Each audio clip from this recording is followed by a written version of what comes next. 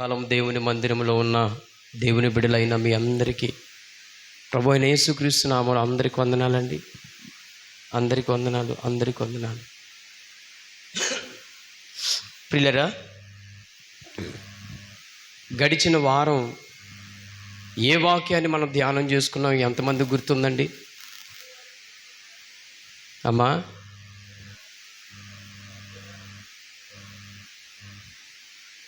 చక్కగా చెప్పాలా. ఏమి నేర్చుకున్నారు మొన్న వారంలో? ఏలియా ఒక్కరి కోసం నేర్చుకున్నారా? ఇంకా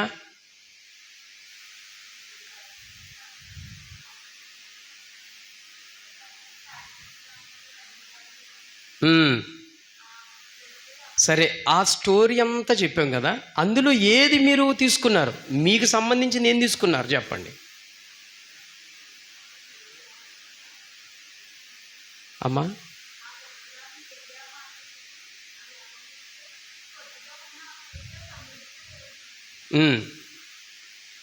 ఇప్పుడు దీనికి సాదృశ్యం ఇంకోసారి గుర్తు చేస్తున్నాను. ఏలియా ఎవరంటే మీరు. అర్థమైందా? ఏలియా అనే సాదృశ్యం. ఏలియా ఎవరు? మీరు. ఏలియా ఏ రోషం కలిగి ఉన్నాడో, ఏ విధమైన భక్తి జీవితం కలిగి ఉన్నాడో మీరు అలాగే ఉండాలి. నెంబర్ 1. సారెపతి గ్రామము అంటే మనది. అర్థమైందా? బీద విధవరాలు ఇల్లు అంటే ఈ సంఘం. మీకు అర్థమవుతుందా? ఈ చిన్న సంఘములో ప్రభు సన్నిధికి వచ్చిన మనల్ని ప్రభు ఏం చేస్తాడంటే, కొద్దిగా ఉన్న మనల్ని ఏం చేస్తాడంటే సమృద్ధిగా దీవిస్తాడు. అందులోనే విధవరాలు క్యారెక్టర్ కూడా మీరే తీసుకోవాలా. అవునా? ఆ బీద విధవరాలు ఆమె యొద్దలో కొంచెములో ఉన్న పిండిని తీసుకొచ్చి అప్పం చేసి ఎవరికి పెట్టింది? ఏలియాకి పెట్టింది కదా. ఆ విధంగా సమృద్ధిమైన దీవెనతో, ఆశీర్వాదాలతో ఆ కుటుంబం వర్ధిల్లింది. కాబట్టి దేవుని బిడ్డలారా, గమనించండి. వాక్యము మనం విన్నాము అంటే కాదు, దాని వెనక ఉన్న సత్యాన్ని, ఆ లోతైన మెట్టును మనము నేర్చుకునే వారంగానే ఉండాలి. అంతకు ముందు వారం ఏం నేర్చుకున్నాం చెప్పండి? మీరు చెప్పండి.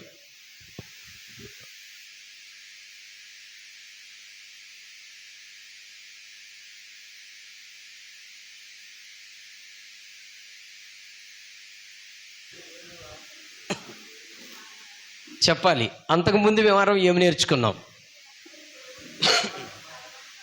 అయ్యా?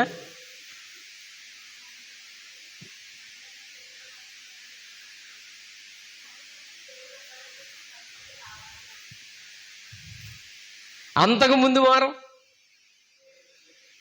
వెరీ గుడ్, గుర్తొచ్చింది. ఇప్పుడు దేవుడు నిలుచు స్థలం ఎటువంటిది, ఆయన మందిరములో ఉన్న ప్రత్యేకత ఏంటి అనే దాని కొరకు నేర్చుకున్నాం. అంతకుముందు చిన్న పిల్లవాని యొద్ద ఉన్న 5 రొట్టెలు 2 చేపలు, అది దేనికి సాదృశ్యంగా ఉన్నాయి? 7 విషయాలకు సాదృశ్యంగా ఉన్నాయి. చెప్పాను కదా, 7 విషయములు. ఆ 7 విషయాలు మనలో ఉండాలి అనే చెప్పామా? రైట్. నేర్చుకుంటున్నారు ఇవన్నీ. ఎంతో ప్రయాసతో, ఎంతో ప్రార్థనతో, ఎంతో ఆత్మీయతలో భారం కలిగి ఉపదేశం మీకు బోధించబడుతుందంటే మీరు చాలా నేర్చుకోవాలని. ఏనన్నా? అందుకే కాబట్టి వాక్యాన్ని మీరు చాలా శ్రద్ధగా వినాలి. అర్థమవుతుందా? ఈ విషయాన్ని ఒకసారి గుర్తు చేస్తాను, జాగ్రత్తగా వినండి. దేవుని వాక్యము ఎప్పటికీ మారదు. యేసు ప్రభువారు అన్నారు, భూమి ఆకాశములు గతించునేమో కానీ నా మాటలు గతించవన్నారు. భూమి ఆకాశాలంటే ఏమిటి? సామాన్యమైనవా, చిన్నవా? కాదు కదా. అది ఒక కుండ పాత్ర కాదు. భూమి ఆకాశములు గతించినా నా మాటలు గతించవు అని చెప్పాడంటే ఆ మాట సత్యం, ఆ మాట జీవం. కాబట్టి వాక్యం వినినప్పుడు పెడచెవి పెట్టుకుని వినకూడదు, చాలా జాగ్రత్తగా వినాలి. ఒక్క మాటలో చెప్పాలంటే మరింత భయభక్తులు కలిగి దేవుని మాటలు వినాలి. విన్న తర్వాత మీకు జ్ఞానము లభ్యసిస్తుంది, వివేకం అభ్యసిస్తుంది, భయభక్తులు కలిగి ఉండటం ఎట్టో నేర్చుకుంటారు. దేవుని యొక్క మాధుర్యము, ఆయన ప్రేమ, ఆయన యందు ఆత్మీయ జీవిత ఉన్నత స్థితిని మీరు నేర్చుకుంటారు. సరదాగా ఏదో వచ్చి ఆదివారం వచ్చింది గడిపేశామని వెళ్ళిపోతే ఉపయోగం లేని పాత్ర. దేవుని మందిరానికి వచ్చాము కదా, మనం ఎలా వచ్చామంటే ఖాళీ పాత్రల కింద వచ్చాం. ఎలా వచ్చారు నాన్న చెప్పండి, యాక్టివ్గా చెప్పాలి. ఎలా వచ్చారు నాన్న? చింతల్లి చెప్పమ్మా. ఖాళీ పాత్ర. వెళ్ళినప్పుడు ఎలా వెళ్ళాలి మీరు? నిండు పాత్ర అంటే శుభ్రంగా కడుపు నిండా భోజనం చేసి వెళ్ళడం కాదు. నిండు పాత్ర అంటే ఏంటిది? హృదయం అంతా వాక్యాన్ని నింపుకుని వెళ్ళాలా. నా వైపు చూడాలన్నా, చింతల్లి నా వైపు చూడాలి. ఏం చేయాలమ్మా?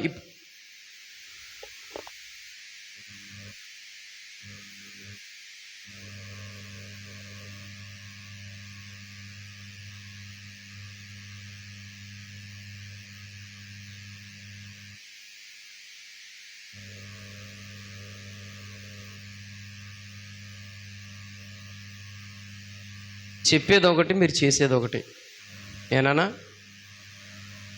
సేవకుడు చెప్పాడంటే మీరు చాలా జాగ్రత్తగా వినాలి. వింటున్నారు నాన్న? వినండి, చాలా జాగ్రత్తగా వినాలి. ఎప్పుడు రాయమనాలో అప్పుడు రాయాలి, ఎప్పుడు చదవాలో అప్పుడు చదవాలి. ఎప్పుడు రాయమంటున్నాను నేను? హాలిడేస్లో 6 రోజులు ఇంటికాడ ఉన్నప్పుడు హోంవర్క్ రాయమన్నాను. ఇప్పుడు రాయటం కాదు చర్చిలో. అది చెప్పినప్పుడు పాటించాలి. అది మీకు మంచిది, అది మీకు క్షేమం, మీకు ఆరోగ్యం, అది మీకు ఎంతో విలువైంది. దేవుని బిడ్డలారా జాగ్రత్తగా వినండి. ఈరోజు ఒక చిన్న విషయాన్ని మీకు క్లుప్తంగా చక్కగా వివరించాలని ఆశపడుతున్నాను. అర్థమైందండి? అర్థమైంది నాన్న? ఒక చిన్న విషయాన్ని మీకు చక్కగా క్లుప్తంగా వివరించాలని ఆశపడుతున్నాను. హల్లెలూయా చెబుదామా? దేవునికి స్తోత్రం. బిగ్గరగా చెప్పాలా? హల్లెలూయా చెప్పాల బిగ్గరగా. హల్లెలూయా దేవునికి స్తోత్రం.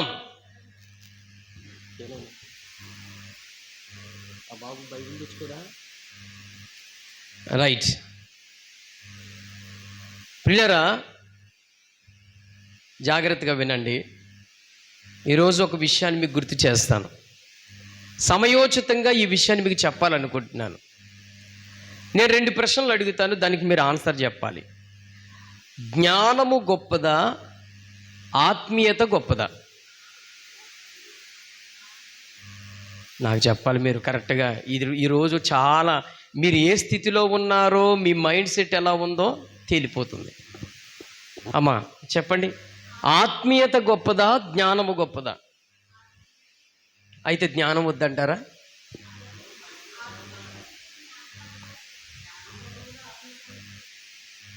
అయితే నన్ను ఒక వ్యక్తి, ఒక సేవకుడు అడిగారు. నన్ను ఏమని అడిగారంటే, పాస్టర్ గారు మీ సంఘంలో ప్రకటన గ్రంథం కొరకు ఎప్పుడైనా వాక్యం చెప్పారా అని అడిగారు నన్ను. జాగ్రత్తగా వినండి. మీరు సేవకు వచ్చి ఎంతకాలం అయ్యిందని అడిగారు నన్ను. నేను అన్నాను, అయ్యా నేను సేవకు వచ్చి 7 సంవత్సరాలు అవుతుంది అయ్యా అన్నాను.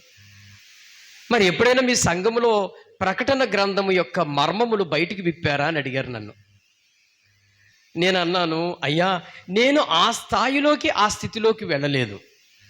అంత జ్ఞానమును వెదికే అంత ఆలోచనలు కూడా లేదు. పైగా మా సంఘములో పాలు తాగే స్థాయిలోనే ఉన్నారు తప్ప మాంసం తినే అంత స్థాయిలోకి వెళ్ళలేదు నాయన అన్నాను. అలా ఎలా కుదురుతుందండి? ప్రకటన గ్రంథం చెప్పేయాలి కదా. రేపో మాపు యేసు ప్రభు వచ్చేస్తానన్నాడు.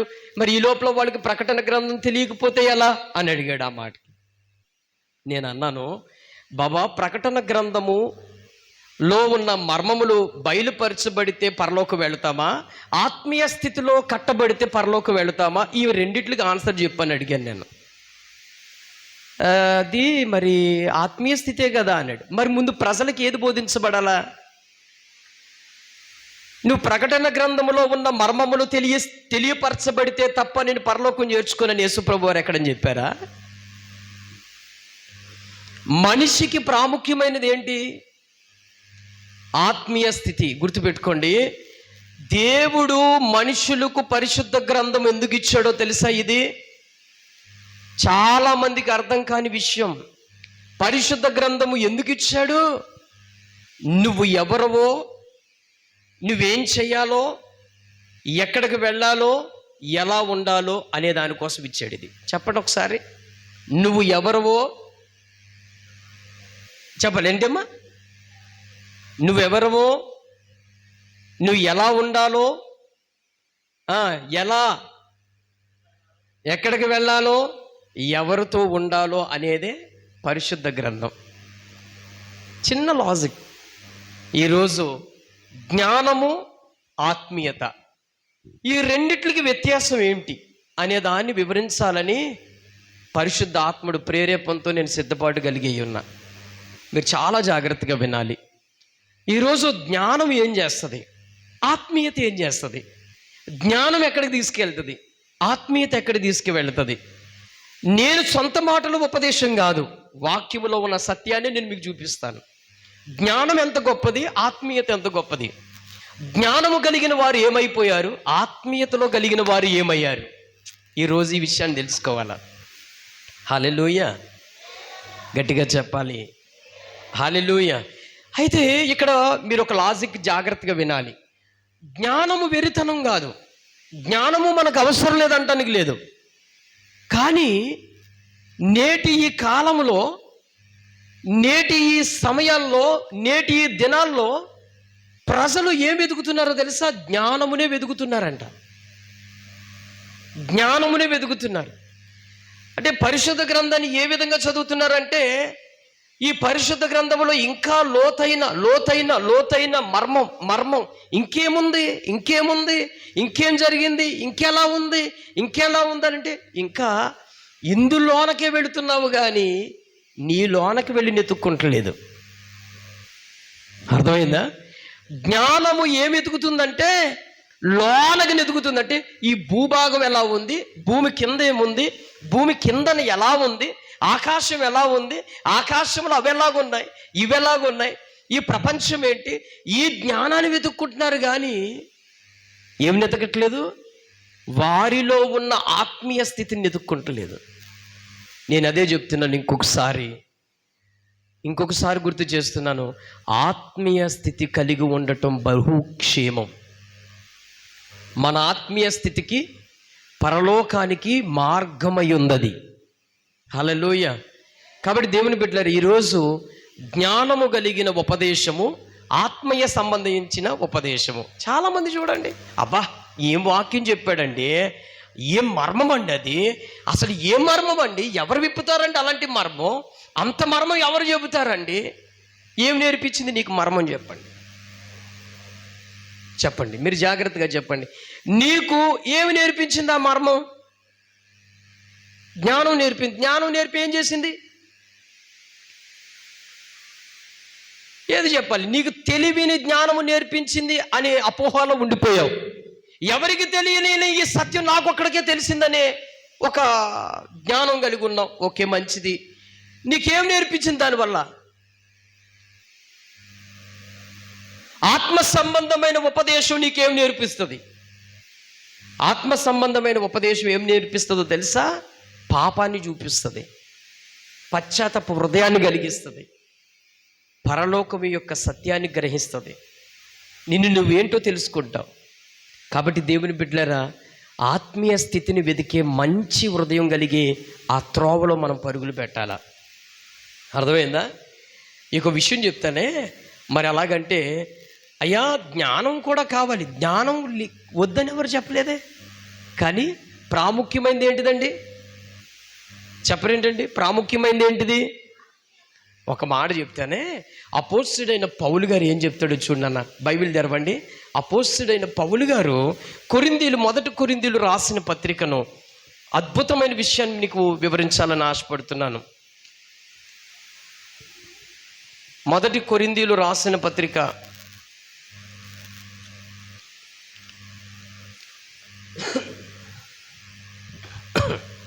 అమ్మా తీసారా? మొదటి కొరింథీయులు రాసిన పత్రిక 5వ వచనం చదవండి. 2వ అధ్యాయము 5వ వచనం.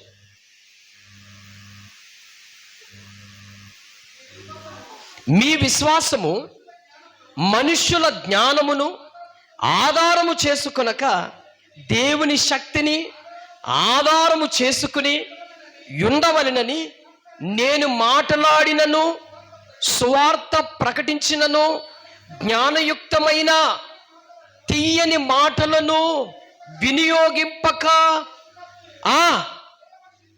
పరిశుద్ధాత్మయు దేవుని శక్తియు కనుపరచుచు దుష్టంతములనే వినియోగించి తిని. ఎంతమందికి అర్థమైంది ఈ మాట?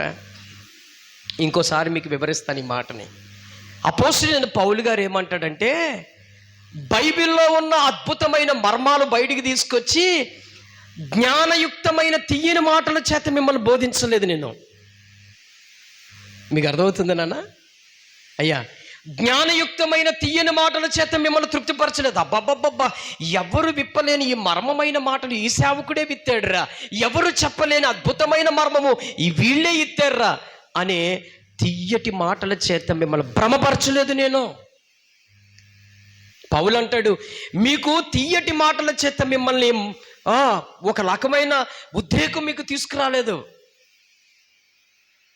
అంటాడు. పరిశుద్ధాత్మయు దేవుని శక్తియు ఏమండి కనుపరచుచు. పరిశుద్ధాత్మ ఏం చేపిస్తుంది? పరిశుద్ధాత్మ ఏం చేస్తుంది చెప్పండి? మీకు అర్థం కావట్లేదా? పరిశుద్ధాత్మ ఏం చేస్తుంది? మొదటిది, పరిశుద్ధాత్మ ఏం చేస్తుంది? పశ్చాత్తాపపు మనస్సును ఒప్పించేస్తుంది. ఏం చేస్తుందమ్మా? పరిశుద్ధాత్మకు ఉన్న శక్తి ఏంటో తెలుసా? మొదటి, అది మన మీదకి వచ్చినప్పుడు, పరిశుద్ధాత్మ శక్తి మన మీద ఉన్నప్పుడు మనలో కలిగించేది ఏంటో తెలుసా? మొదటి గుణం పశ్చాత్తాపమైన హృదయాన్ని కలిగిస్తుంది. పాపం ఒప్పుకోలు చేసే మనసు కలిగిస్తుంది. నువ్వేంటో తెలియపరుస్తుంది పరిశుద్ధాత్మ. నీ స్థితిగతులు చూపిస్తుంది పరిశుద్ధాత్మ. పరిశుద్ధాత్మ అందుకే యేసు ప్రభు వారి శిష్యులతో ఏం చెప్పాడంటే, నేను వెళ్ళిన తర్వాత మీకు ఆదరణకర్తను పంపిస్తాడు అన్నాడు. ఆదరణకర్తకున్న అలవాట్లు ఏంటో తెలుసా?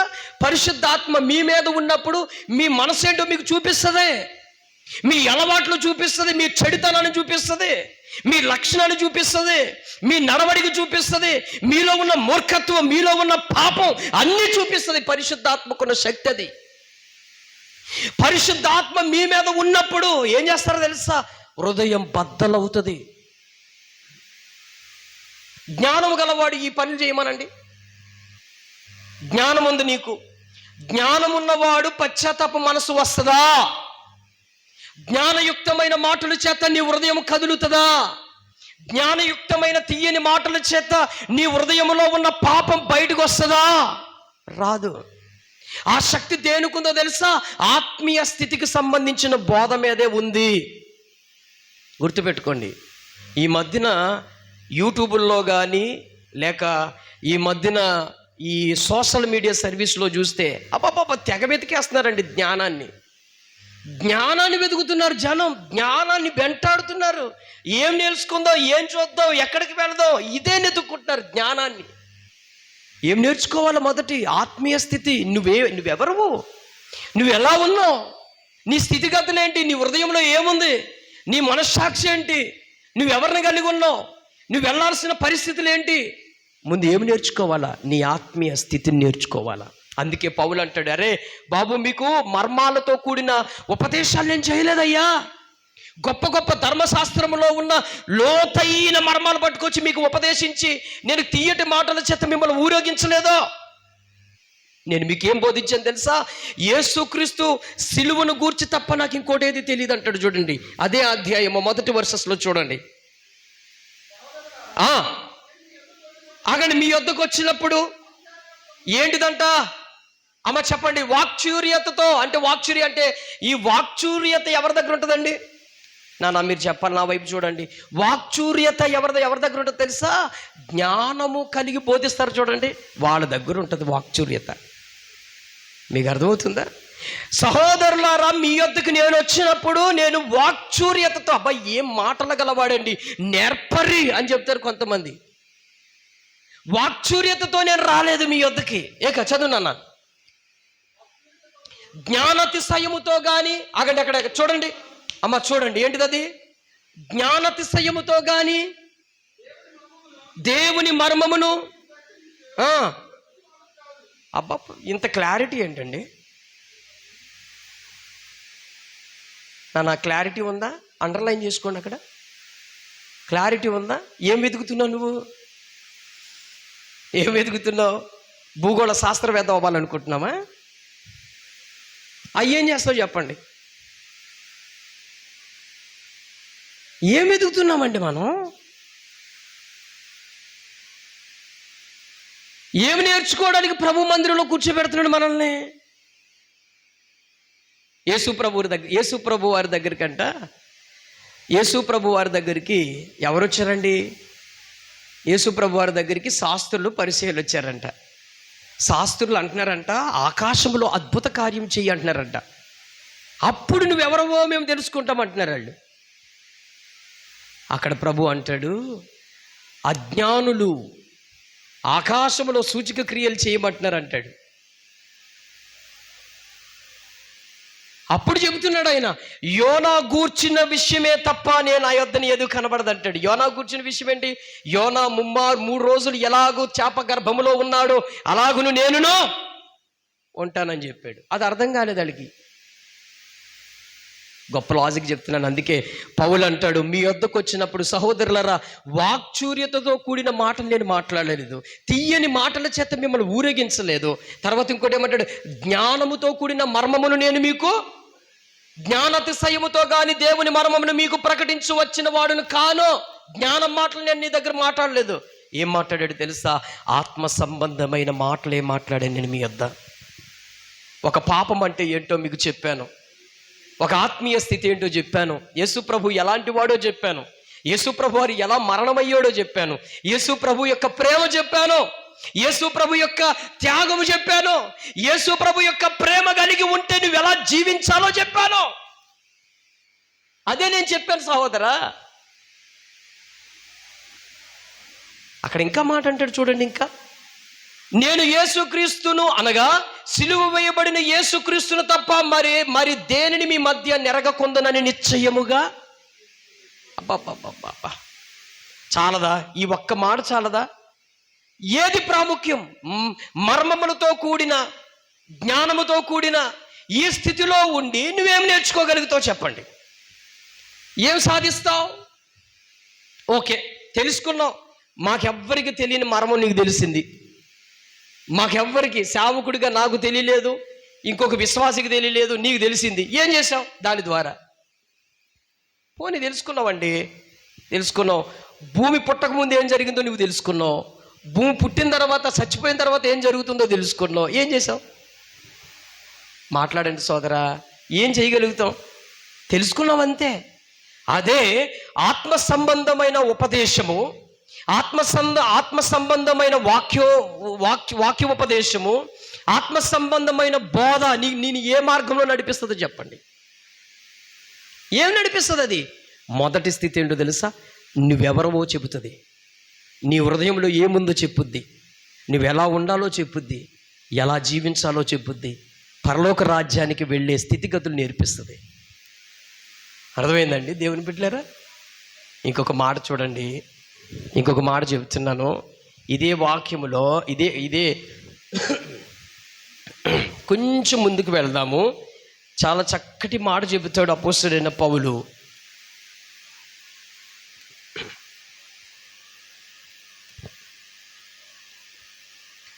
అమ్మా 13వ అధ్యాయము, 1 కొరింథీయులు 13వ అధ్యాయము 2వ వచనం చదువు నాయనా.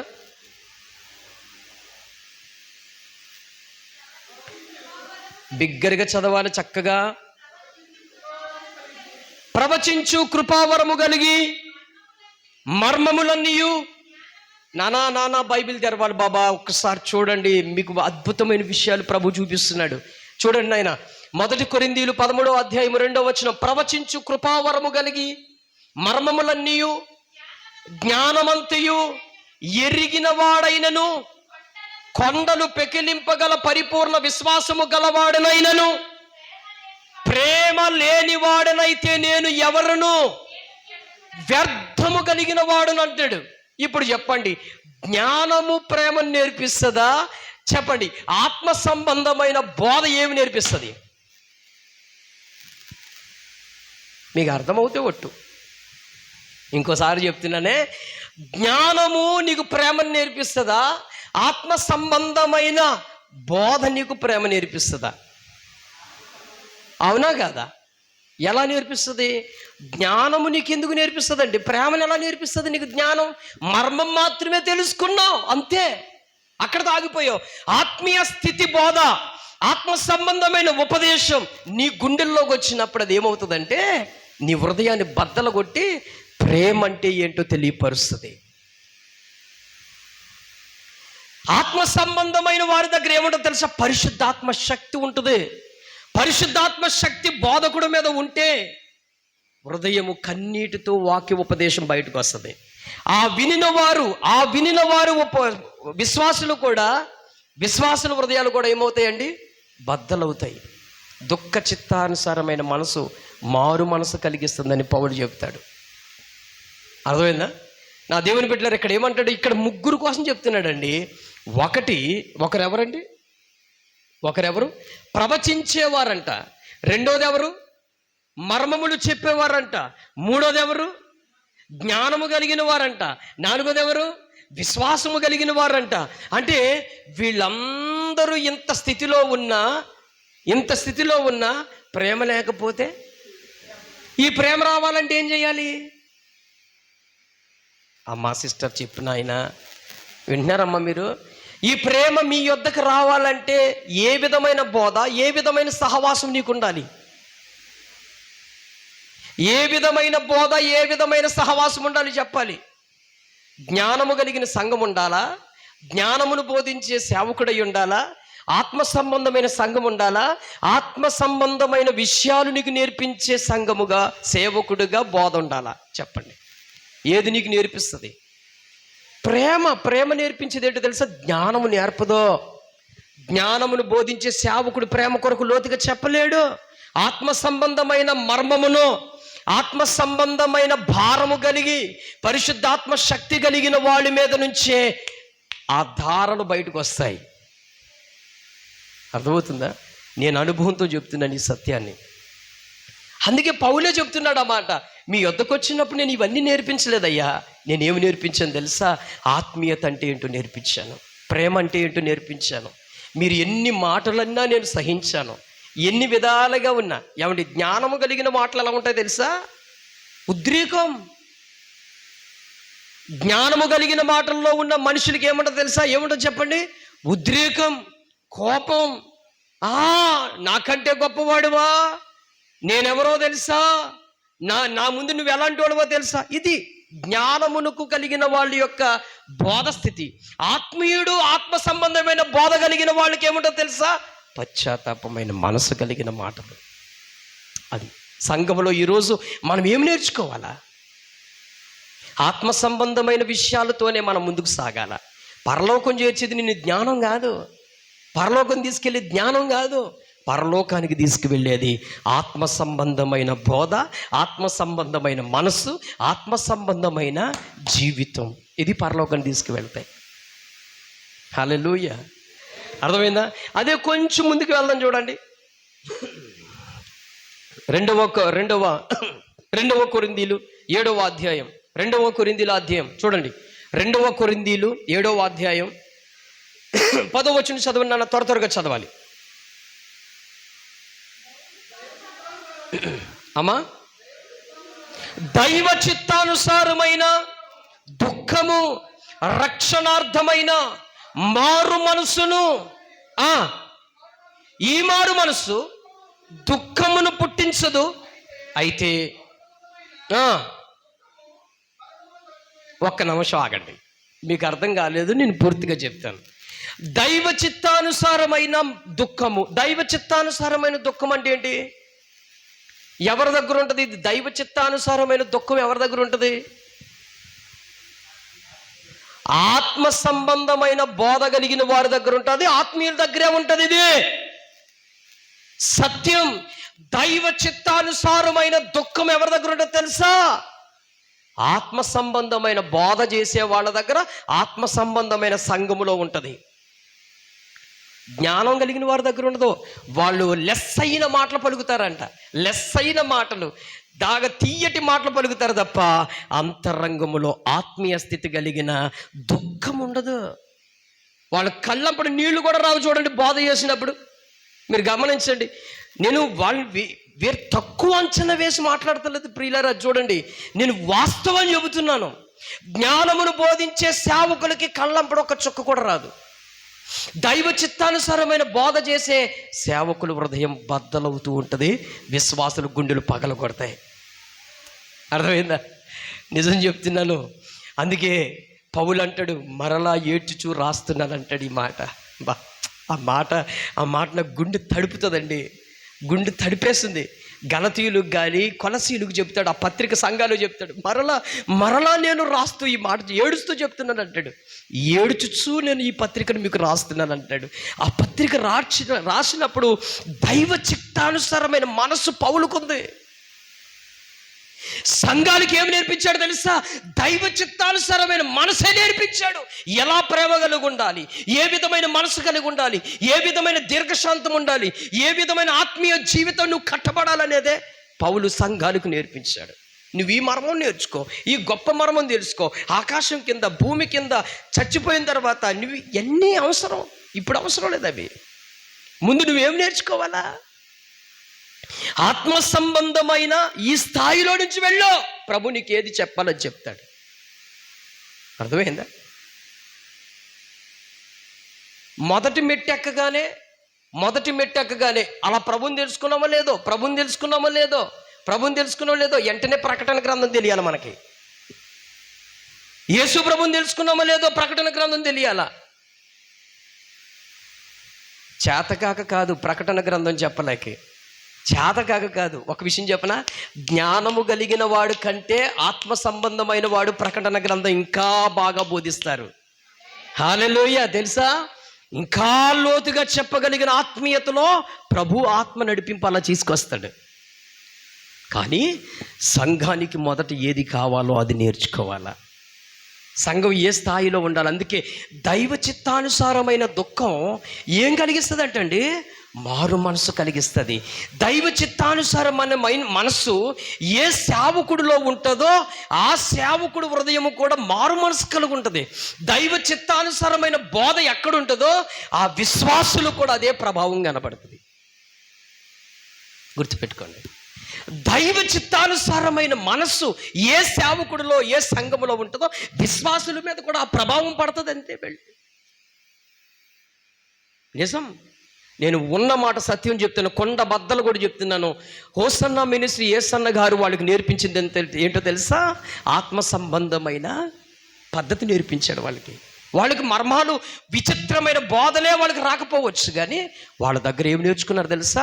ఆత్మ సంబంధమైన జీవితం ఎలా ఉండాలో వాళ్ళు నేర్చుకున్నారు.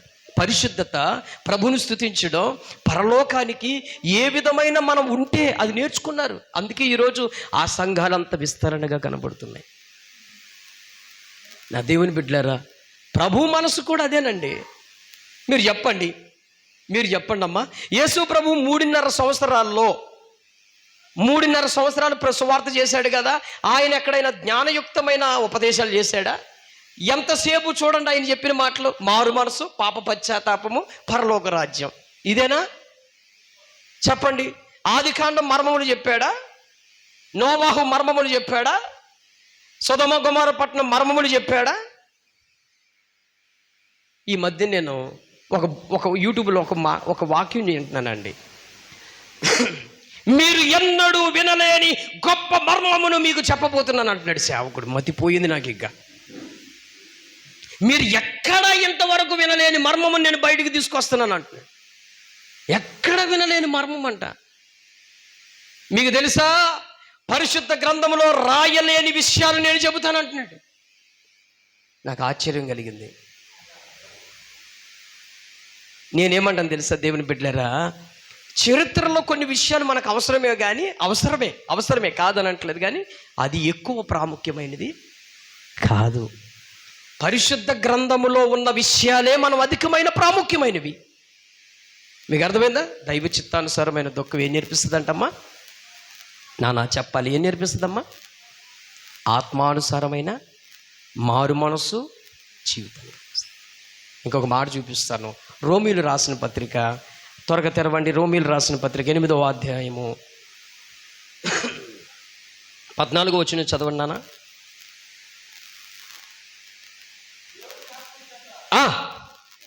ఎందరూ నడిపించబడుదురో వారందరూ దేవుని కుమారులయ్యుందురు. స్తోత్రం చెప్పండి. హల్లెలూయా చెప్పండి నాన్న. ఒకసారి నా వైపు చూడండి. దేవుని ఆత్మ చేత అన్నాడు కదా. దేవుని ఆత్మ ఎవరు కలిగి ఉంటారండి? ఆత్మ చేత ఎవరు నడిపింపబడతారు? ఆత్మానుసారమైన జీవితం కలిగి, అర్థమైందా? ఆత్మానుసారమైన జీవితం కలిగిన వాళ్ళకే ఈ నడిపింపు ఉంటుంది. వినపడుతుందా నాన్న? ఆత్మానుసారమైన నడిపింపు, ఆత్మానుసారమైన నడిపింపు ఎవరి మీద ఉంటుందో, ఏ విశ్వాసుల మీద ఉంటుందో వాళ్ళంతా దేవుని ఆత్మ చేత నడిపింపబడతారు. దేవుని ఆత్మ చేత. జ్ఞానము కలిగి నడుచుకునే వాళ్ళ దగ్గర జ్ఞానము తప్ప మాకు ఆత్మీయత వద్దు. వాళ్ళ దగ్గర శరీర సంబంధమైన పనులు జరుగుతాయి. ట్రూత్. శరీర సంబంధమైన క్రియలు వాళ్ళ దగ్గర ఉంటాయి. కోపం ఉంటుంది, పాపం చేయడానికి త్వరపడిపోతారు. ఇక వాళ్ళకి ఏ విధమైన ఏది మనిషిని నిలబెడుతుంది? జ్ఞానము నిలబెడుతుందా? ఆత్మీయతను నిలబెడుతుందా? చెప్పండి. అరే నేను మీకు సత్యం చెప్తున్నాను రాబాయ్. చెప్పనా? సొలొమోనులో పాపములో నుంచి పడకుండా ఏం నిలబెట్టింది? జ్ఞానము నిలబెట్టిందా? నిలబెట్టిందా? మీరు చెప్పండి అండి. ఈ దేవుడు సొలొమోనుకి పెద్ద సర్టిఫికెట్ ఇచ్చాడు కదా. భూమి మీద నీ వంటి జ్ఞానవంతులు ఇకను పుట్టరు అని చెప్పాడు. నీవు మహాజ్ఞానవంతుడు అని చెప్పాడు. దేవుడే సర్టిఫికెట్ ఇచ్చాడు. అలాంటి జ్ఞానవంతుడు ఆ పాపములో నుంచి బయటికి రాలేకపోయాడు. తన భార్యలకు లోబడిపోయాడు. అనేక మంది స్త్రీలకు బానిస అయిపోయాడు. మరి ఈయన జ్ఞానం విడిపించగలిగింది ఆ పాపము నుంచి? ఈయనకున్న జ్ఞానం విడిపించగలిగింది ఆ పాపంలో నుంచి బయటికి రాగలిగాడా? కానీ రాగలుగుతాడు. ఎవరు తెలుసా? ఎవరు రాగలుగుతారు తెలుసా? ఆత్మీయుడు రాగలుగుతాడు. సవాల్. ఆత్మీయుడు రాగలుగుతాడు అంతే. ఆ ఆత్మీయుడు ఎవరో తెలుసా? పాత నిబంధనలో కనపడతాడు. యోసేపు. ఆయన జ్ఞానం లేదే. యోసేపు డిగ్రీలు చేశాడా? యోసేపు కాలేజీలకు వెళ్ళాడా? యోసేపు బైబిల్ కాలేజీల్లో కూర్చున్నాడా?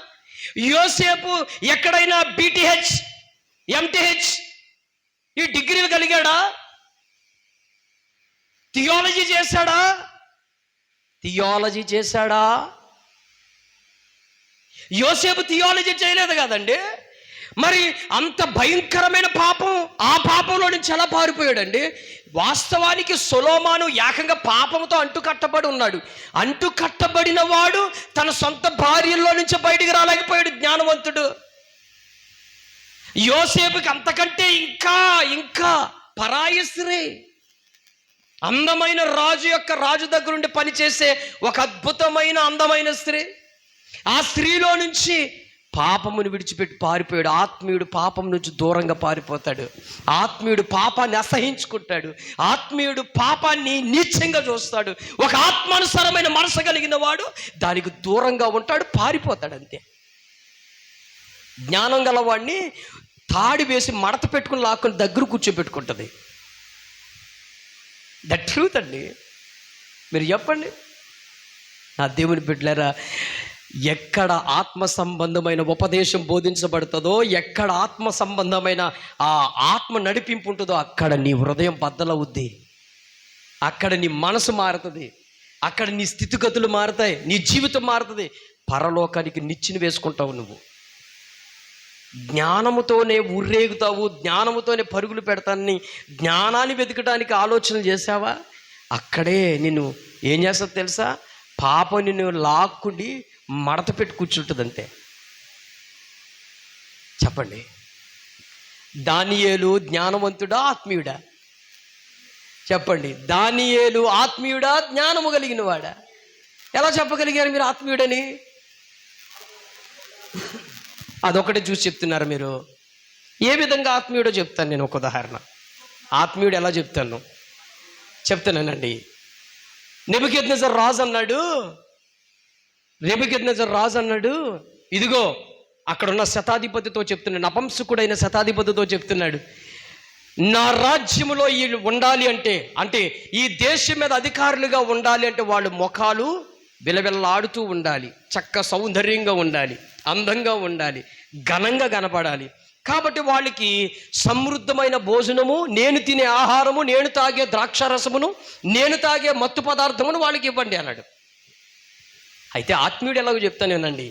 దానియేలు అంటాడు, శతాధిపతి ఆ నపంసకుడి దగ్గరికి వెళ్ళి, అయ్యా, ఇట్టి ఆహారము, రాజులు తినే ఆహారము, రాజు తాగే పానీయం నాకు వద్దయ్యా. ఎందుకవి? అవి అపవిత్రతమైనవి, నీచమైనవి. నేను తినను, తాగను. నేను కేవలం ఆకుకూరలు, ఆకుకూరలు కేవలం నాకు అల్పాహారం లాంటి ఫుడ్ ఇవ్వండి, సిరుధాన్యాలు లాంటి ఆహారం ఇవ్వండి. అర్థమైందా? అలాంటి ఆహారం మాత్రం ఇవ్వండి, చాలు. ఆత్మీయుడు కోరుకునే మనసు ఏంటో తెలుసా? ఆత్మ సంబంధమైన వాడు మనసు ఏంటో తెలుసా నాన్న? ఆత్మ సంబంధమైన మనసు తిండికిని, చెప్పండి, త్రాగుళ్ళకిని, వ్యసనాలకు పరుగులు పెట్టరు. దానియేలు అందరూ ఇష్టం వచ్చినట్టు భోజనాలు తిన్నారు, కానీ దానియేలు కేవలం తన దగ్గరున్న నార్మల్ భోజనాలు తిన్నాడంతే. వెంటనే వీళ్ళందరికున్న ముఖాల కంటే, వీళ్ళందరికున్న వీళ్ళందరికున్న శరీరాల కంటే, వీళ్ళ ముఖంలో ఉన్న తనం కంటే దానియేలు ముఖం గలగలగల్లాడుతూ, ఎంతో బిలబిల్లాడుతూ, రాజును కదిలించగలిగిన దీనత్వం ఎవరిలో కనబడింది? దానియేలులో కనబడింది.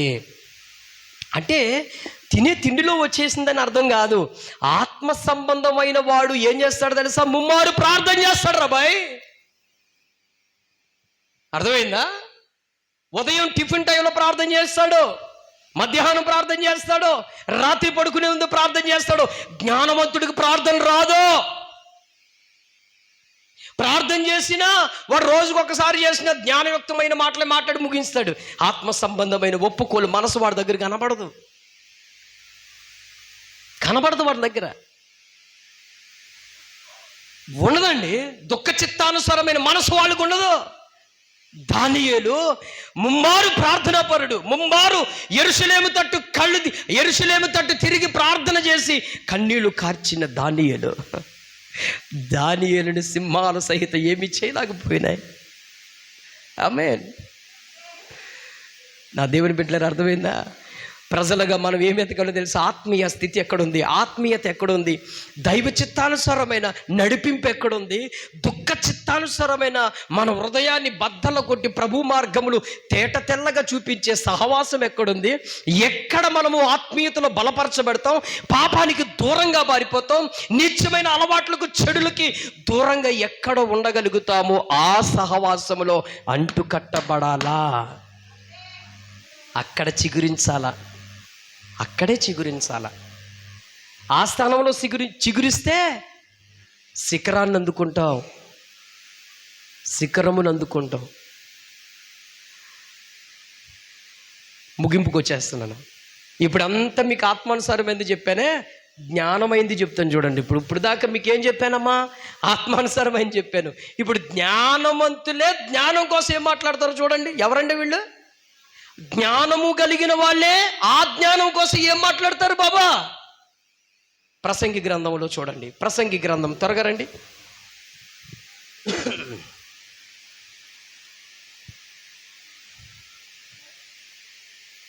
ప్రసంగి గ్రంథము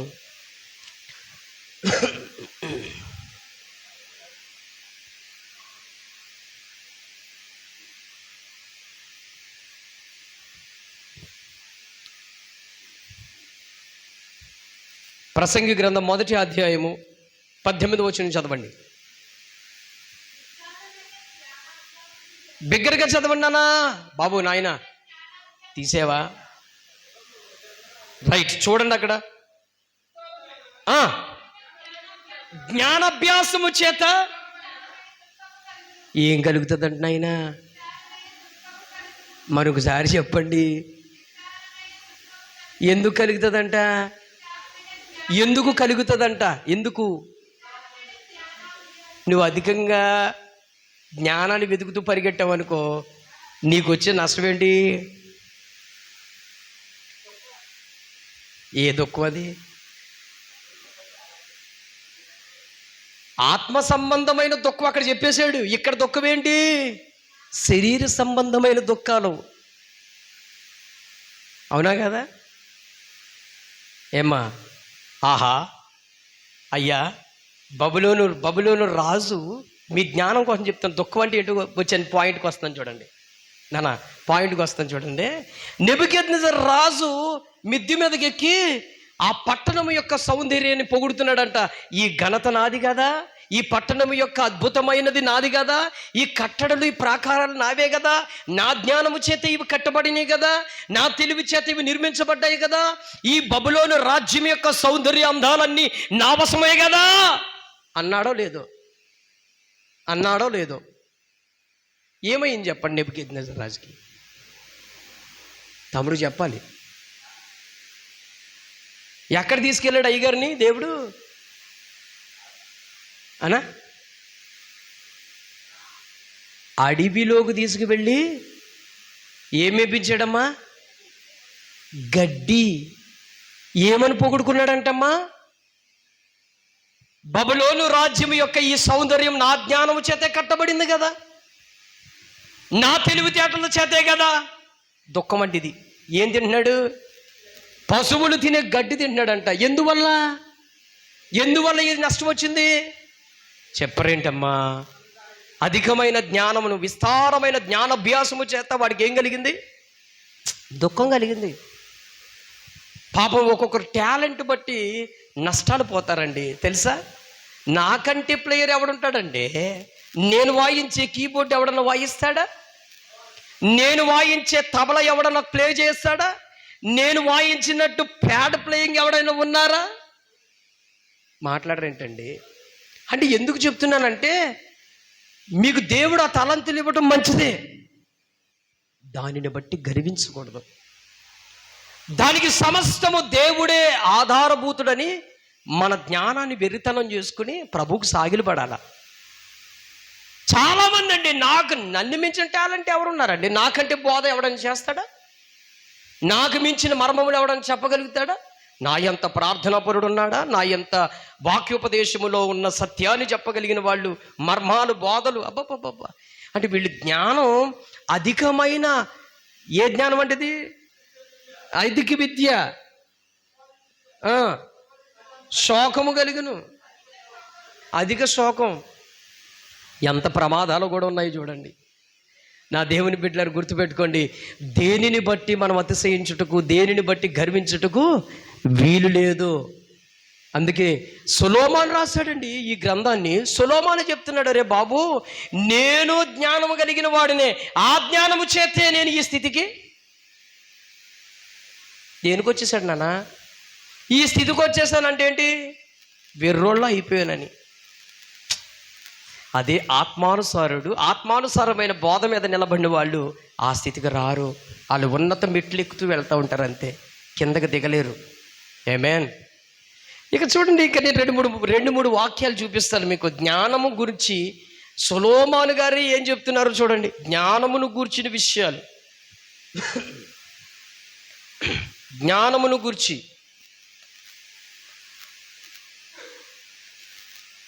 చూడండి.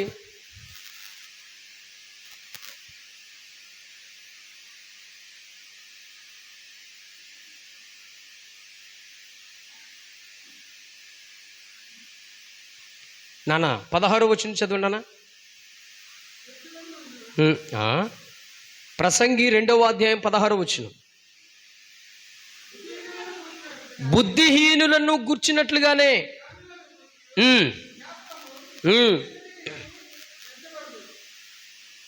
సరిగా చదువు నాన్న.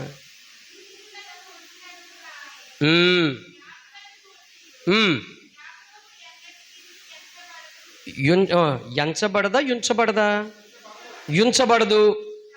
రాబోయే దినములలో వారందరూ మరువబడిన వారే యుందురు. చెప్పండి. జ్ఞానులు మృతు పొందుట ఎట్టిదో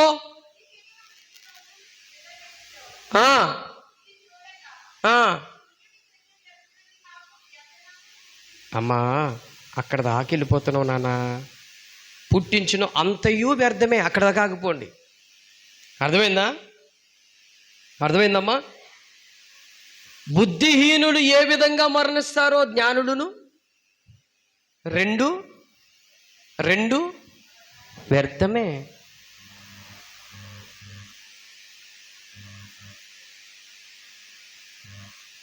అర్థమవుతుందా? దేవుని బిడ్డలారా, చూడండి, మనం మొదటిగా నెతకవలసిన విషయం ఏంటంటే ఆత్మానుసారమైన జీవితాన్ని మనం వెతుక్కోవాలి. తర్వాత ఇంకొక మాట ఇదే అధ్యాయంలో చూడండి, ఇంకొక మాట చూపిస్తాను నాన్న. చూడండి, 6వ అధ్యాయం ప్రసంగి 6వ అధ్యాయము 7వ అధ్యాయము ప్రసంగి 7వ అధ్యాయము. అమ్మా అక్కడ కాదు నాన్న, 16 వచనం.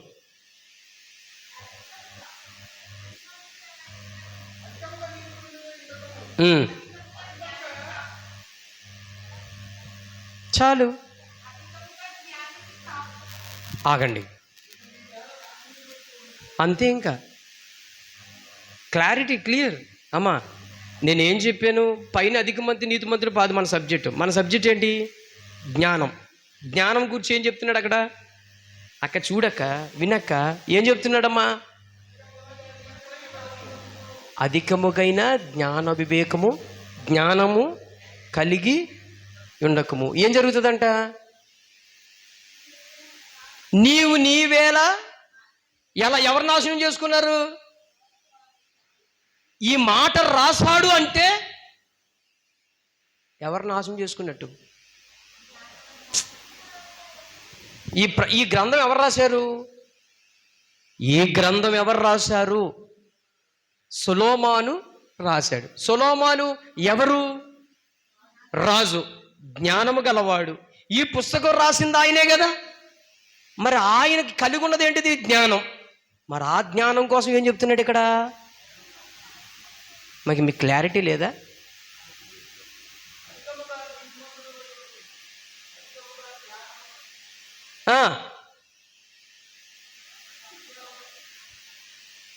అధిక జ్ఞానము కాకుము నిన్ను నీవేళ. చాలు. అంటే నేను మీకు బాగా కొంచెం విడమార్చి చెప్తానన్నా, వినండి జాగ్రత్తగా. అరే బాబు, జ్ఞానం కొరకు పరుగులెట్టాను, జ్ఞానం కొరకే ఆశపడ్డాను, ఈ జ్ఞానముతోనే నేను పెద్ద రాజుగా పెద్ద అధిపతిగా నేను ఉన్నాను. కానీ ఈ జ్ఞానమే నా కొంప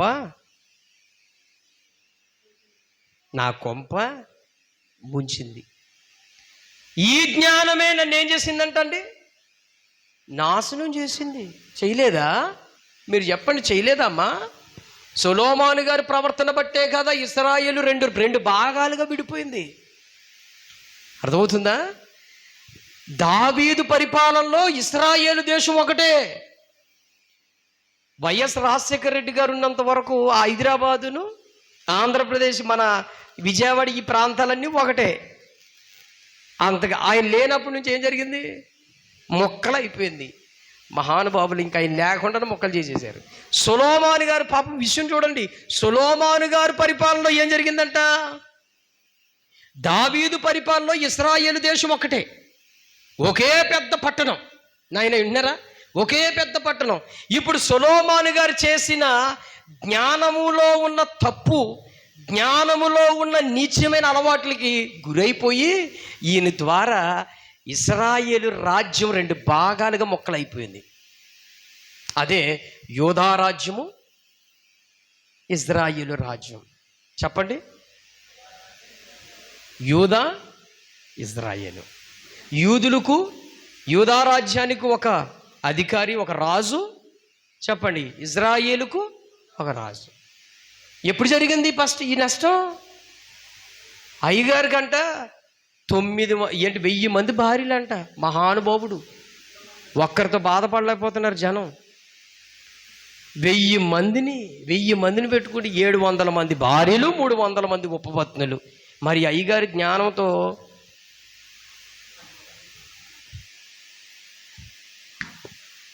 మరలా ఈయన చెప్పిన మాటలే నేను చెప్తున్నానండి. నేను వేరే సొంత విషయాలు చెప్పట్లేదమ్మా. ఒరే బాబు, నాయన విను, నీ కాపురం, నీ జీవితం, నీ కుటుంబం, నీవున్న స్థలం, నువ్వున్న ప్రాంతం చక్కగా దీవించబడాలంటే జ్ఞానముతో బతక్కు. జ్ఞానమును కంటే ఏం కలిగి ఉండాలంట? ఆత్మీయ సంబంధమైన దాని కొరకు పరుగులు పెట్టు. ఇప్పుడు మరలా నేను మీకు మరలా జ్ఞానం కడుగు వస్తాను. లాస్ట్నే ఆత్మీయత జ్ఞానం రెండు కలిపి తీసుకొస్తాను. క్లియర్, అప్పటితో లాస్ట్ అయిపోద్ది. ఈయన చెప్పిన మాట ఇంకొక చోట ఇంకొక మాట రాశాడు చూడండి. సామెతల గ్రంథంలోకి వెళ్ళండి. సామెతల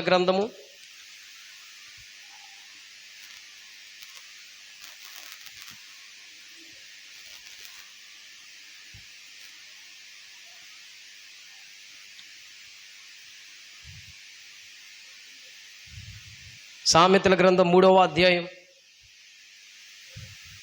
6వ వచనం చదవన్నానా?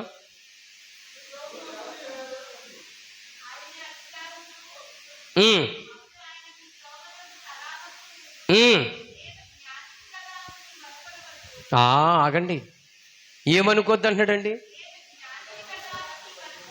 అంటే ఆ మాటలో అర్థం ఏంటో చెప్పనా సిస్టర్? ఆ మాటలో అర్థం ఏంటో బ్రదర్ చెప్పనా? జ్ఞానము కలిగిన వాడు దేవుని ప్రవర్తనకు ఒప్పుకోడు. మీకు రివర్స్ రావాలి, అది మీకు అర్థమవుద్ది. అందుకే అక్కడ అంటున్నాడు, నీ ప్రవర్తన అంతటి యందు ఆయన అధికారమునకు, ఎవరి అధికారానికి ఒప్పుకోవాలి? దేవుని అధికారానికి ఎవరు ఒప్పుకుంటారు? అది పాయింట్ ఏంటిది? ఆత్మ సంబంధమైన వారు, ఆత్మ సంబంధంలో ఎదిగేవారు దేనికి లోబడతారమ్మా? ఆయన అధికారానికి లోబడతారు. చూడండి, చాలా సంఘాల్లోనండి అమ్మా, చాలా సంఘాల్లో సేవకుడి మీద ఎదురు తిరుగుతారు. సేవకుడి కోసం చెడ్డగా చెప్తారు, సంఘం కొరకు చెడ్డగా చెప్తారు. వీళ్ళందరూ ఎవరంటే ఆత్మ సంబంధమైన వాళ్ళు కాదు. వీళ్ళు జ్ఞానాన్ని వెతుకుతున్న వాళ్ళు, వీళ్ళు జ్ఞానం కొరకు పరుగులెడుతున్న వాళ్ళు. ఆత్మ సంబంధమైన వాడికి సిగ్గు, జ్ఞానం కొంచెమైనా ఉండాలా, కాస్తైనా వివేకం కలిగి ఉండాలా. ఆత్మ సంబంధమైన వాడు తిరుగుబాటు స్వభావం రాదు, వాడికి భయం ఉంటుంది. ఆత్మ సంబంధమైన వాళ్ళకి ఏముంటుందమ్మా? భయం. ఎవరి భయం? దేవుని భయం ఉంటుంది. సేవకుడు అంటే భయం ఉంటుంది. సేవకుని యొక్క గౌరవం, సంఘము యొక్క విలువ, ఆ పరిచర్య భారం అన్నీ వాడి మీద పడతాయి.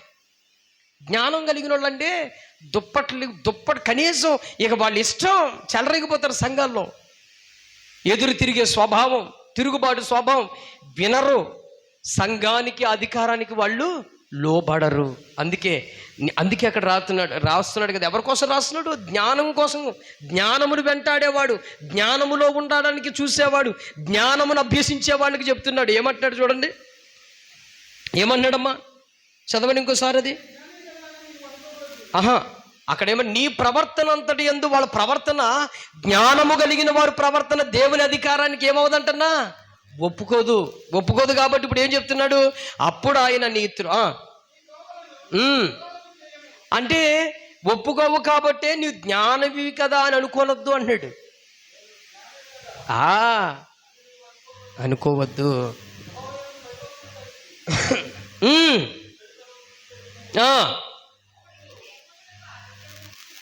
ఇంకా లోతుగా వెళితే నేను ఎక్కడికో వెళ్ళిపోతాను. వినండి అమ్మా, చెడితనం ఎవరి దగ్గర ఉంటుంది అంటున్నాడు? ఎవరి కోసం చెప్తున్నాడు అక్కడ విషయం? నువ్వు జ్ఞానిని కదా, నేను జ్ఞానిని కదా అని నువ్వు అనుకోవద్దు. అందుకే యెహోవా యందు భయభక్తులు కలిగి చెడుతనం విడిచిపెట్టి ఎక్కడికి రమ్మంటున్నాడు తెలుసా? మరలా ఆత్మ సంబంధమైన ఆత్మీయ జీవితానికి రా. ఇక ఆఖరిగా ముగిస్తున్నాను ఒక మాట. ఏమంటాడో తెలుసా? దేవునికి స్తోత్రము కలుగును గాక. హల్లెలూయా. ఎంత అద్భుతంగా. అందుకే పౌలు గళమిప్పి చెప్తున్నాడయ్యా, నేను సంఘానికి చమత్కారము కలిగిన మాటల చేత మిమ్మల్ని నేను మభ్యపరచలేదు. మిమ్మల్ని పేతురు కూడా అదే మాట చెప్తాడు. నేను ఇవన్నీ చూపిస్తే మీకు బోలుడన్నీ ఉంటాయి. పేతురు అంటాడు, చమత్కారమైన బోధ చేత నేను మీ వద్దకు మేము బోధించలేదు, చమత్కారము కలిగిన, జ్ఞానము కలిగిన మాటల చేత మీకు చెప్పలేదు. యేసు ప్రభు ఎందుకు వచ్చాడో, ఆయన ఏం చేశాడో, ఎలా చనిపోయాడో, ఎక్కడికి వెళ్ళాలో అదే చెప్తున్నాం మీకు. మన సువార్త ఏంటో తెలుసా? గుర్తుపెట్టుకోండి. యేసు ప్రభు యొక్క పుట్టిక, అర్థమవుతుందా? యేసు ప్రభు యొక్క పుట్టుక, ఆయన మరణం, ఆయన పునరుత్థానం, పరలోకం, బస్. ఈ నాలుగిట్లలోనే మనుషుల జీవితాలు ఉన్నాయి. అర్థమైందా? యేసు ప్రభు వారు ఎందుకు పుట్టాడు? ఆయన ఎందుకు చనిపోయాడు? పునరుత్థానం అంటే ఏంటి? పరలోకం, నిరీక్షణ, బస్. అంతే. స్వార్థ అది. ఇది అర్థం కాక తిరగేసేస్తున్నారండి బైబిల్లో. పరిశుద్ధ గ్రంథం ప్రభు మనకిచ్చాడు. నువ్వెవరవో నీకు చూపిస్తుంది. నేనెవరిని, నేనేం చేయాలి, నేను ఎవరితో ఉండాలి, ఎక్కడికి వెళ్ళాలి, క్లియర్. లాస్ట్ మాట ఏమంటాడు తెలుసా? యెహోవాయందు భయభక్తులు కలిగి ఉండుటయే జ్ఞానమునకు బస్. యెహోవాయందు భయభక్తులు ఎప్పుడు వస్తాయి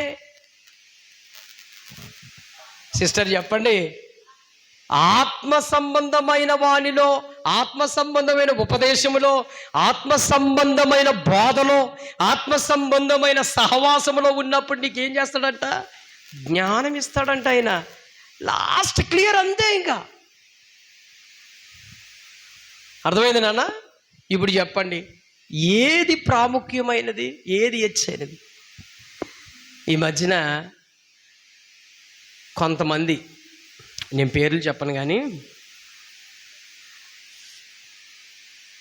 ఒక చోట ఎగతాళి చేశారంట ఈ మాట పట్టుకుని. నాకు కొంతమంది చెప్పారు. చాలా బాధ కలిగింది. ప్రభువా, నీ జ్ఞానము చేత మేము ప్రార్థన చేయడం కాదు, ఆత్మచేతే ప్రార్థన చేయాలి. ప్రభువా, నీ ఆత్మచేత బోధించబడాలి తప్ప జ్ఞానము చేత కాదు అని అంటే, ఈ మాటలు విచిత్రంగా అనిపించినాయి అంట జ్ఞానవంతులకి. ఏంటండి ఆత్మతో ఎలా? ఆత్మ ఏంటండి? జ్ఞానం లేకుండా ఆత్మ ఎలా పనిచేస్తుందండి అంటున్నాడు. చెప్పండి, జ్ఞానవంతులా వెర్రివాళ్ళ? నా దేవుని బిడ్డలారా, యెహోవాయందు భయభక్తులు కలిగి ఉండేటి జ్ఞానమునకు మూలాధారం, మూల. దేవుని యందు భయభక్తులు కలిగి ఉండడం అంటే తమ్ముడు ఎప్పుడు వస్తుంది తెలుసా? ఆత్మానుసారంగా ఉన్నప్పుడే వస్తుంది దేవుని యందు భయం. నీ ప్రవర్తన ఆయన అధికారానికి ఒప్పుకోమన్నాడంటే నువ్వు జ్ఞానం కలిగి ఉంటే ఒప్పుకోవో. లోబడదు నీ శరీరం, నీ ఆత్మ రాదంతే. అదే ఆత్మానుసారంగా సాగిలి పడతావు నువ్వు నేర్చుకున్నావు అనుకో, భయభక్తులు కలిగి ఉన్నావు అనుకో, దేవుడు నీకు జ్ఞానాన్ని విడమార్చి చెబుతాడు ఆయన. మీకు విషయం చెప్పనా? దానియేలు ఆత్మానుసారుడు, ఆత్మీయతలో జీవించాడు. ఆయనకు మించిన జ్ఞానం ఆ దేశంలో ఇంకెవడు లేడు. మర్మములు కలిగిన వాడు దానియేలు. అర్థమైందా? రాజు కలను సహితం మర్మములతో సహితం చెప్పినవాడు. ఇది ఎలా వచ్చింది? దేవుని యందు భయభక్తులు కలిగి ఆత్మానుసారమైన జీవితంలో ఉన్నాడు కాబట్టి జ్ఞానం బయటకు వచ్చింది, అంతే. నువ్వు మొదటి నెతకాల్సిందేంటి? ఏ స్థాయిలో మనం ఉండాలి? మొదట ఆత్మానుసారమైన జీవితాన్ని, ఆత్మ సంబంధమైన బోధలో, ఆత్మ సంబంధమైన సంఘములో మనం ఉంటే దేవుడు జ్ఞానాన్ని సమృద్ధిగా మనకి ఏం కావాలో అది ఇస్తాడు. దాని కొరకు పరిగెట్టాల్సిన పని లేదు. ధనం మన దగ్గరికి రావాలా, దాని దగ్గరికి మనం వెళ్ళాలా? మీకు ఏది కావాలి చెప్పండి? మన దగ్గరికి రావాలి. Yes or no? జ్ఞానము దగ్గర నువ్వు పరిగెట్టాలా, జ్ఞానం నీ దగ్గరికి రావాలా? రైట్, అంతే, క్లియర్. ఏమర్థమైందా? ఈరోజు చెప్పండి, మనం ఏ విధమైన తీర్మానంలో ఉన్నాం? ఆత్మానుసారమైన జీవిత తీర్మానమా, జ్ఞానం సంబంధమైన లోకానుసారమైన ప్రవర్తనకా? దేనికి? గుర్తుపెట్టుకోండి, దేవుడే మనకి సమస్త జ్ఞానం ఇస్తాడండి. ఆయన యందు భయభక్తులు కలుగుంటే, ఆయన యందు దుఃఖానుసారమైన మంచి మనసు కలుగుంటే, ఆయన యందు యథార్థమైన హృదయం కలుగుంటే, పశ్చాత్తాపమైన మనసు కలుగున్నామనుకో, దేవుడు ధారాళంగా ఇస్తాడండి. ఆయన జ్ఞానం సమృద్ధిగా ఇస్తాడండి. పౌలు అంటాడండి, ఎంత గొప్పగా చెప్తాడు తెలుసా? ఆ మాటలు చెప్తాను, ఒక్క పాటలో చెప్తాను. ఏమంటాడు తెలుసా? ఇదిగో మీరు గనులు, నేను ఘనహీనులను.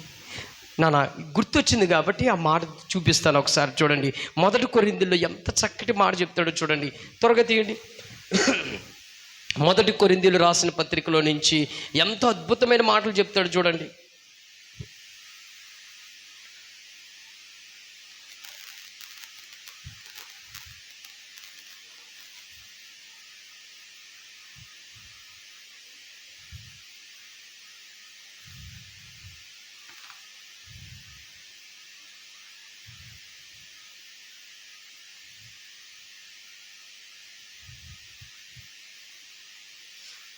తీసారా?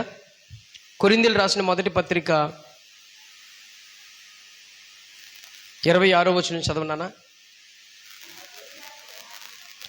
మొదటి కొరింథీయులు రాసిన పత్రిక 1వ అధ్యాయం 26వ వచనం చదవండి త్వరగా. సహోదరులారా, మిమ్మల్ని పిలిచిన పిలుపును చూడుడి. మీలో లోకరీతిని జ్ఞానులైనను గనులైనను గొప్ప వంశము వారైనను అనేకులు పిలువబడలేదు, కానీ ఏ శరీరియు దేవుని ఎదుట అతిశయింపకూడనట్లు జ్ఞానులకు సిగ్గుపరుచున్నట్లుగా అమాలోకములో నుండి వెర్రి వారిని దేవుడు, స్తోత్రం చెప్పండి గట్టిగా, హల్లెలూయా. ఇంకోటి చెప్పండి అన్న, చెప్పండి. బలవంతులైన వారు సిగ్గుపరచుటకు లోకంలో బలహీనులైన వారిని దేవుడు ఏర్పరచుకున్నాడు. ఎన్నికైన వారిని వ్యర్థం చేయడానికి లోకంలో నీచులైన తృణీకరింపబడిన వారిని మాత్రమే ఎన్నిక చేసుకున్నాడు. హల్లెలూయా. అందుకే జ్ఞానము గల వారిని సిగ్గుపరచుటకు ఎవరిని ఎన్నిక చేసుకున్నాడు? వెర్రి వారినండి. మా సేవకులకు చూడండి, డిగ్రీలు ఉన్నాయా? 10th పాస్ అయిన వాళ్ళు ఉన్నారండి. మా సేవకులు కనీసం అక్షరం ముక్క వాడి సంతకం పెట్టలేని వాళ్ళు కూడా ఉన్నారు. వాడు సంతకం పెట్టలేని వాళ్ళు కూడా సేవకు వచ్చారంటే దేవుడు ఎలాంటి వారిని ఎన్నిక చేసుకున్నాడో చూడండి. ఒకరోజు పేతురు యోహాను స్వార్థ చెప్పడానికి సమాజ మందిరాల్లోకి వెళ్ళిపోయారంట. మందిరాల్లోకి వెళితే వాళ్ళు చేస్తున్న మాటలు, వాళ్ళు మాట్లాడుతున్న మాటలు చూసి, వీళ్ళు విద్య లేని పామరులు కదా, ఎంత జ్ఞానం ఎక్కడి నుంచి వచ్చింది అన్నారా లేదా? విద్య లేని పామరులండి వీళ్ళకి అసలు కనీసం సంతకం పెట్టడం కూడా రాదు. ఇంత జ్ఞానమైన ఉపదేశం, ఇంత బలమైన ఆత్మానుసారమైన మాటలు ఎలా వచ్చినాయి వీళ్ళకి అంటే కారణం ఏంటో తెలుసా? ఆత్మానుసారమైన బ్రతికే వాళ్ళకి, దుఃఖముతో జీవించే వారికి, దేవుని మనసుతో బ్రతికే వారికి దేవుడు ఆ జ్ఞానం ఇస్తాడు. ఆ దేవుని పెట్టారు. అందుకే మనం మొదటి ప్రాకులు పడాల్సింది ఏంటో తెలుసా? మొదట పరుగు పెట్టాల్సింది ఏంటో తెలుసా?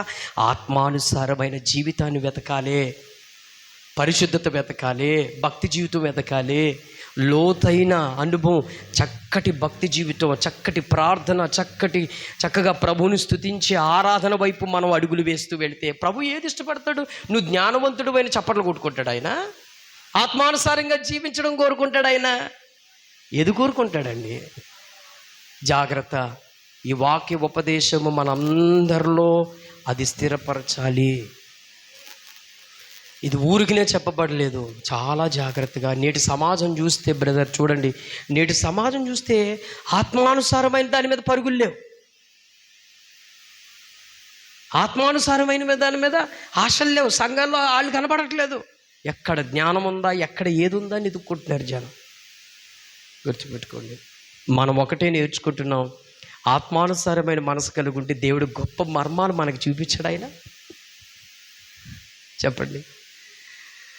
లోకానికి మేము మురుకుగా ఉన్నామంటాడు పౌలు. మేము నీచులు అయ్యా, మీరు ఘనులయ్యా, మేము ఘనహీనులు. ప్రతిరోజు కొట్టబడిన వాళ్ళం మేము, ప్రతిరోజు అయ్యా మా బట్టలు చిరిగిపోయి మాసిపోయిన బట్టలు అయ్యా, మీరు రాజులు కుమారులయ్యా, మీరు గొప్పవారయ్యా, గనులయ్యా, మేము నీచులవే అయ్యా, లోకానికి మేము పెంటగా కనబడుతున్నామయ్యా. అందుకే మా సేవకులు బట్టలు చూసి కొంతమంది నవ్వుతారు, మా సేవకులు చెమట వాసన చూసి నవ్వుతారండి, మా సేవకులు వాళ్ళు తల దువ్వుకోలేని చుట్టూను చూసి నవ్వేవాళ్ళు ఉన్నారు. ఎంతోమంది ఎంతో వెర్రితనంగా మాట్లాడే ఉన్నాడు. రే ఈ సేవకుడు మాట్లాడటం చేతకు రాదురా, వీడి మాటలు చూడ ఎలా ఉన్నాయి అనేవాళ్ళు ఉన్నారు. నిజమే, లోకానికి వెర్రి వాళ్ళనైనా మమ్మల్ని ఎందుకు చేసుకున్నాడు ఆయన? మాకు డిగ్రీలు లేవు, మాకు కనీసం 10th పాస్ కూడా లేదు, కనీసం మాకు సంతకాలు పెడుతూ రాలేదు. కానీ ఒక్కటైతే మాకు తెలుసండి, ఏంటో తెలుసా? దేవుని యందు భయభక్తులు కలిగి ఆత్మానుసారంగా జీవించడం మాకు తెలుసు, అది మాకు తెలుసు. కాబట్టి సోదరి, ఆత్మానుసారమైన జీవితాన్ని కలిగి స్థిరపరచాలని ప్రభు ఆశపడుతున్నాడు. మోకాళ్ళ మీదకి రండి. ప్రభు, ఆత్మానుసారమైన జీవితమే నాకు కావాలి నాయన. నీ జ్ఞానము కంటే ప్రభువా నేను ఎలాగూ నీలో బ్రతకాలో, నేను ఎలాగూ నీతో ఆత్మీయతలో ఉండాలో ఒక్కసారి ప్రభువా. పౌలు అంటాడు, నాయన దేవానికి స్తోత్రం. దయచేసి అందరం కూడా మనసారా దేవానికి స్తోత్రం అయ్యా, నీ సన్నిధిలో నేను నేర్చుకోవడానికి ప్రభు